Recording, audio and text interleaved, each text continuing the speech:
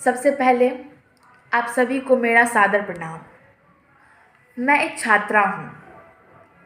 मैं ज़्यादा social media पे एक्टिव नहीं रहती हूँ, पर पढ़ाई के चलते या किसी प्रोजेक्ट के चलते मैं कभी कभी सोशल मीडिया पे भी जाती हूँ। सोशल मीडिया ही नहीं बल्कि लोकल में भी मैं बहुत दिनों से सुन रही हूँ कि सक्षमता परीक्षा होगी शिक्षकों की। के पाठक सर, अब के पाठक सर जी हैं, वो बहुत नेक काम कर रहे हैं। उनके कारण शिक्षा व्यवस्था में बहुत सुधार आया है, बच्चों को बहुत सहायता मिली है, बहुत टीचर अच्छे से पढ़ाते हैं, घंटी लगती है, अच्छे तरीके से इम्प्रूव हुआ है।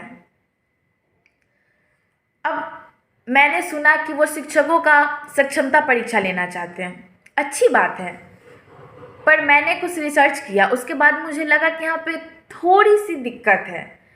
अब उन शिक्षकों को सक्षमता परीक्षा देने के लिए बोल रहे हैं जो कि दक्षता और टीईटी पहले ही पास कर चुके हैं। अब दक्षता डिग्री तब मिलती है जब कोई किसी चीज़ में, किसी सब्जेक्ट में पारंगत हासिल कर चुका होता है। और टीईटी का मतलब ही होता है टीचर एलिजिबिलिटी टेस्ट, मतलब शिक्षक पात्रता परीक्षा। मतलब ऐसा शिक्षक जो शिक्षक बनने के और पढ़ाने के पात्र होता है।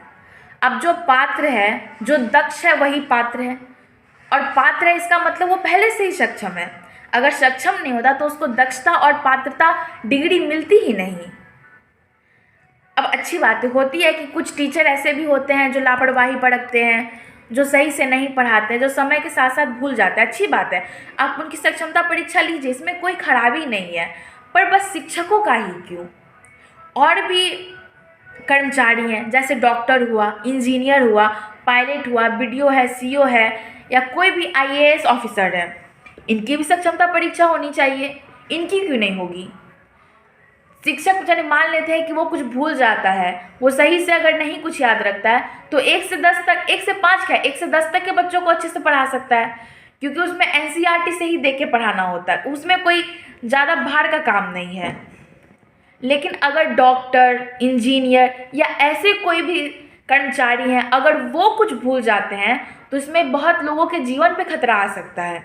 अगर डॉक्टर कुछ भूल जाता है तो सर्जरी के समय हो सकता है कि वो किसी पेशेंट का गलत निकाल दे, या हो सकता है कि वो कोई दवा खिला दे गलत।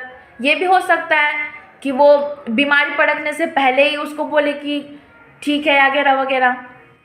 अगर कोई इंजीनियर सक्षम नहीं है, अगर इंजीनियर कुछ भूल जाता है तो इतने सारे कंस्ट्रक्शन जो होते हैं उसमें कितने लोगों की जान जुड़ी होती है।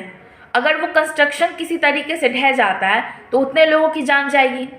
अगर कोई पायलट है, अगर वो भूल जाता है कुछ, तो हो सकता है इतने हज़ारों की संख्या में लोग हवाई जहाज़ पे ट्रैवल करते हैं, ये भी हो सकता है कि उसमें से कई लोगों की जान जा सकती है। कई लोग क्या, पूरे 1000 लोगों की जान पे बना सकती है।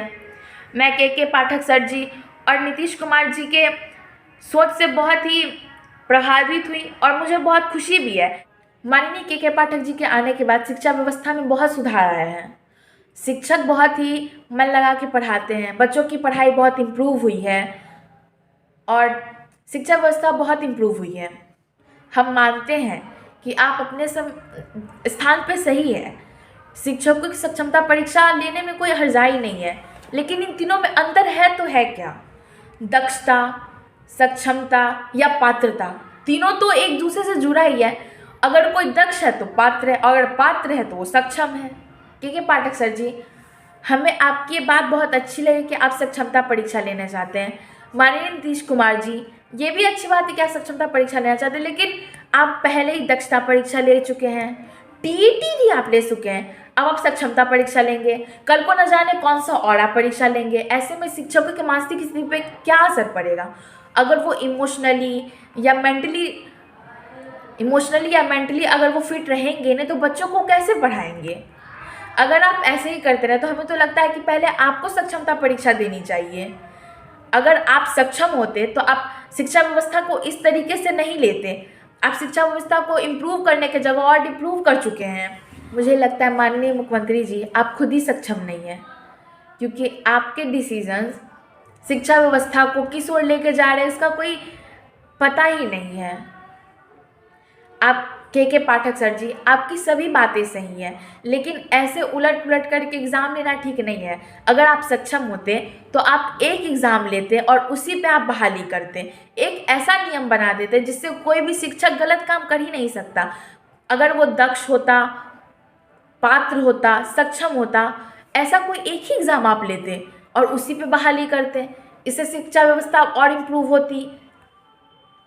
अब इससे ज़्यादा मैं कुछ नहीं कहना चाहूँगी माननीय नीतीश कुमार जी, माननीय के पाठक सर जी। एक और बात कहना चाहूँगी कि आप अगर ऐसे कीजिएगा तो शिक्षकों की भी मानसिक स्थिति में दिक्कत आ सकती है। वो भी टेंशन में रहेंगे, डिप्रेशन में रहेंगे, एंजाइटी में रहेंगे। तो ऐसे में शिक्षक कैसे बच्चों को पढ़ाएंगे? अगर शिक्षक खुद ही मेंटल या इमोशनली स्टेबल नहीं होगा तो वो किसी भी स्टूडेंट को नहीं पढ़ा पाएगा। आपको ये सभी बातें समझ के चलनी चाहिए। आप टीचर के लिए अगर कुछ कर रहे हैं तो टीचर से बस टीचर की ज़िंदगी नहीं, स्टूडेंट जो कि हमारे भारत का, पूरे विश्व का फ्यूचर होते हैं, उनके जीवन पे भी बना सकती है। धन्यवाद।